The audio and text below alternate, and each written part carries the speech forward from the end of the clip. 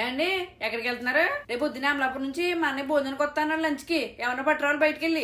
అవునా సరే అయితే చికెన్ పట్టుకొచ్చేస్తా. ఏంటి చికెన్ తో సరిపెట్టేద్దాం అనుకుంటున్నావా? అదేం కుదరదు. చికెన్ మటన్ ఫిష్ రైలు ఇలాంటివన్నీ లేకపోతే మాకు దిగదు. ఓరి నాయన సర్లే పట్టుకొస్తా అయితే. మళ్ళీ గంటకి ఆకలిహేద్దు కదా, ఏదో స్నాక్స్ చెయ్యాలి. మిరపకాయ బజ్జీలు నూనె పెప్పు కూడా వేస్తాను. వాటిని కూడా ఏమన్నా పట్టరా. అక్కడతో ఆగుతారా ఆగరా? నువ్వు నీ ఎటకారమని అంత తిన్న తర్వాత కాపీ చుక్క తాగొద్దేంటి? కాఫీలో కూడా 4 ఫ్లేవర్లు కావాలండి మీ వాళ్ళకి.